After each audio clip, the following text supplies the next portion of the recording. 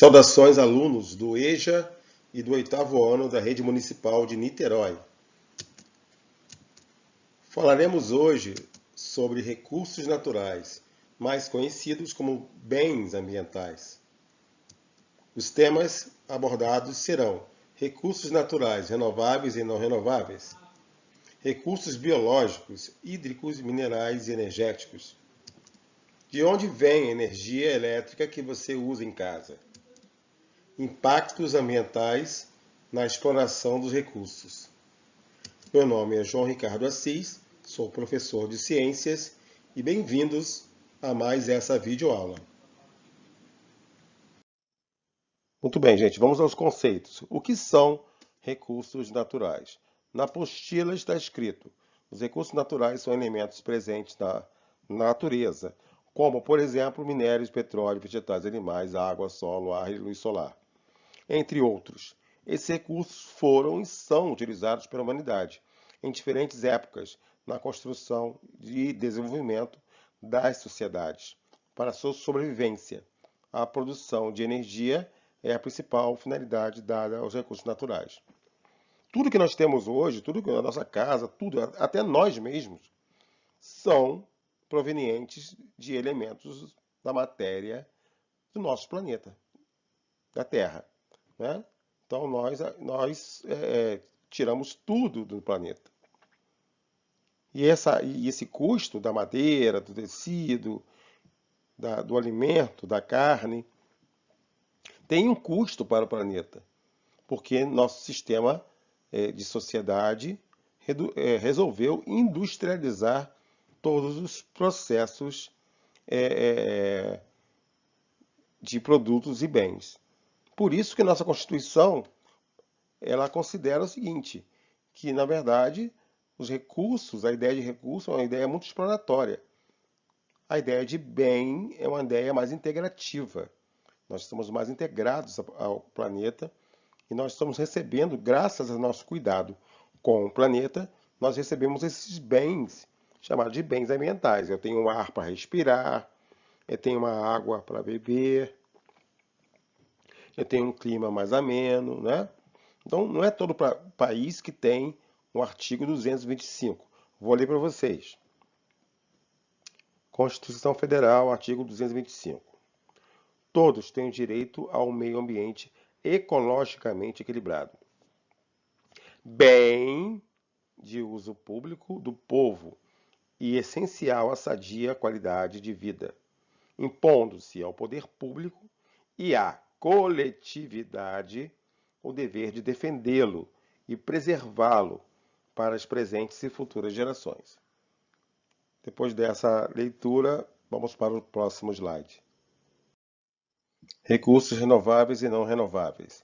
Esse conceito, no meio científico, já começou a ficar em desuso, porque, dado a grande capacidade de destruição ambiental pela sociedade, então os recursos renováveis já não são mais tão renováveis assim.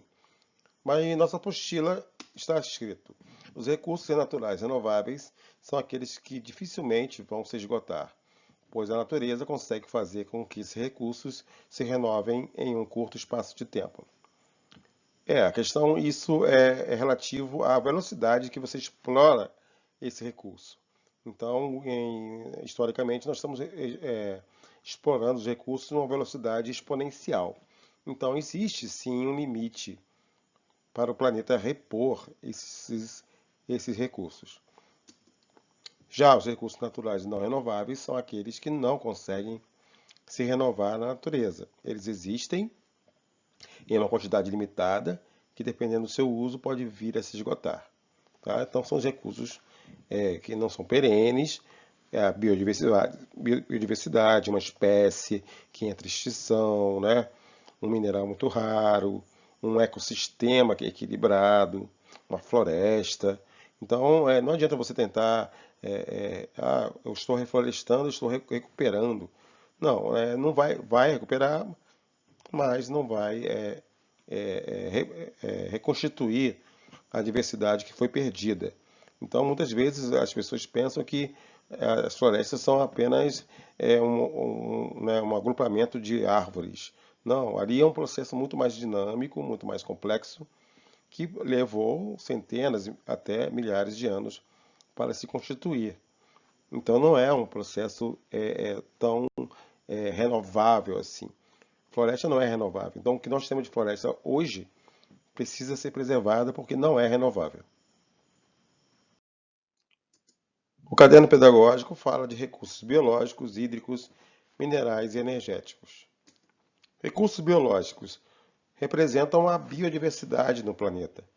Nós utilizamos os recursos biológicos na alimentação, na produção de medicamentos, né, na alimentação por proteína animal, proteína vegetal, para a utilização de madeira, na produção de tecidos. Então, os recursos biológicos são importantíssimos em nossa vida e nós precisamos entender que eles dependem de um ecossistema que os sustentem, um ecossistema equilibrado. Por exemplo, esse lagartinho aqui, ele se alimenta de insetos, de baratas, escorpiões. Então, todos os recursos biológicos também exercem uma função nos ecossistemas, chamada de nicho ecológico. Então, todos os animais e plantas também influenciam no clima e nas condições ambientais que nós vivemos. Segundo tipo, recursos hídricos. Originalmente, a água é considerada recurso mineral, mas pela sua importância e sua relevância em nosso planeta, a água é considerada um recurso especial, é considerada um recurso hídrico, é muito mais importante agora, e como sempre foi importante. Mas agora nós estamos sempre falando de lavar as mãos, né? Em épocas de pandemia, lavar bem os objetos, a água limpa, o direito a ter a água limpa em sua casa agora é muito mais importante, é muito mais relevante. Recursos minerais. Aqui vocês estão vendo uma pedra, uma rocha de minério de ferro. O minério de ferro é fundamental, foi e é, para a construção de toda a nossa sociedade.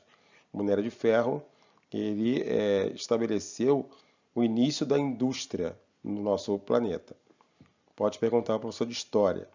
Então, os recursos minerais são muito, para serem obtidos, são muito impactantes ao planeta. E os recursos energéticos, que nosso país, né, o Brasil, é muito abundante, né, muito abundante, porque estão diretamente relacionados à obtenção de energia. Temos muito energia solar, né, temos muita energia solar, temos muita energia hidrelétrica e temos muita energia das marés, né, das ondas e muita energia eólica, que é a energia dos ventos. Então, essas são as 4 variáveis energéticas dos recursos ambientais. De onde vem a energia elétrica que você usa em sua casa? A energia no mundo era distribuída assim: 34% da energia do planeta, petróleo, 30% carbono, gás, GLP, 24%, hidrelétrica 6%, nuclear 5% e renováveis, aqui essa parte aqui laranja, apenas 1%. Tá? O Brasil tem um saldo positivo porque grande parte da nossa energia é hidrelétrica. Então nós temos essa vantagem de não contribuir para a poluição, desequilíbrio energético no planeta. Mas isso depende das florestas, né? Se nós queimarmos as florestas, desmatarmos, nem água para a produção hidrelétrica a gente vai ter. Na apostila fala o seguinte: as matrizes energéticas são compostas pelos recursos naturais, renováveis e não renováveis, que nós vimos, né, no tema anterior. Nós produzimos anualmente 7 gigatoneladas de carbono. São emitidas atualmente na atmosfera, por toda a produção, desde sua respiração até a fumaça da indústria gigantesca lá na China, tá? Então tudo isso resume em números até um pouco defasados, né, de 7 gigatoneladas de carbono emitidas. O que vai acontecer nesse processo? 33,5 gigatoneladas de carbono são absorvidas, né, anualmente pelos processos biológicos do planeta, que estão concentrados nas florestas e nos oceanos. Por quê? Por causa de um fenômeno chamado fotossíntese. Lembra disso? Peça para o seu professor de ciências fazer uma revisão sobre isso. Por que a fotossíntese reduz a quantidade de gás carbônico, né, de carbono na atmosfera? E por que o oceano contribui muito mais? Ok? Bom, então, mesmo assim, não bate na equação, né? Nós produzimos 7 e a natureza absorve 3,5, a metade disso. E isso gera o quê? Um acúmulo de carbono na atmosfera, tá? Esse agora é um dado atual, né? 2019, chegamos ao índice de 415 partes por milhão de carbono na atmosfera. Esse número parece um número abstrato, mas é o número recorde de carbono na atmosfera. Isso está levando a um processo conhecido como aquecimento global, que pode afetar toda a nossa vida, desde as chuvas, as secas e o calor. Vamos falar mais sobre isso adiante. Impactos ambientais na obtenção dos recursos. Algumas fontes de energia causam danos ao meio ambiente, conhecidos como impactos ambientais. Confira as figuras a seguir com as fontes de energia e seus respectivos efeitos. Barragens. As barragens precisam de um grande lago para represar a água. Essa inundação pode gerar muito prejuízo ambiental. Afogamento de florestas, realocação de cidades e lugarejos, né? Então, tudo isso pode gerar impactos e efeitos socioambientais. Energia nuclear. Energia nuclear, ela é uma energia que está atualmente em desuso devido ao alto grau de poluente dos seus resíduos que são produzidos a partir do processo de decaimento radioativo. Então, esses resíduos produzidos pelas usinas nucleares não podem ser armazenados em qualquer lugar. Eles são extremamente nocivos e radioativos por milhares de anos. Energia eólica. A energia eólica, né, os parques eólicos são muito legais, são muito bonitos, mas eles podem também interferir em trajetórias de aves e insetos, né, que estão ali em algum movimento ali nesse vetor desses parques eólicos. Então, o impacto é pequeno, mas é considerável. Energia fotovoltaica. O único problema mesmo é a poluição proveniente das baterias de lítio, né, que são baterias muito grandes. Imagina uma bateria 100 vezes o tamanho da bateria do seu celular. Se essa bateria do seu celular já polui, imagina uma bateria de lítio para um sistema fotovoltaico. Mas a tecnologia está avançando, né, e essa questão de armazenamento de energia está sendo solucionada. É uma das energias que menos impactam, né, a nossa biodiversidade, nosso planeta nesse momento. Energia termoelétrica. Energia termoelétrica é o quê? Quando você explora petróleo, você também explora o gás. O gás, né, o GLP, ele pode ser direcionado para a produção de energia elétrica, na medida que ele é queimado, né, a queima dele é uma queima limpa, absoluta, né, ele gera pouquíssimo resíduo atmosférico, mas ele impacta. Ele impacta porque a termoelétrica ela gera calor, né? Então a poluição térmica também é muito considerável. Por último, temos o recurso fóssil, né, que é petróleo e carvão. Esses são os maiores, nossos maiores vilões na questão ambiental e do aquecimento global. Eu peço que vocês perguntem aos professores de vocês sobre essa questão do combustível fóssil e suas implicações para a nossa sobrevivência no planeta.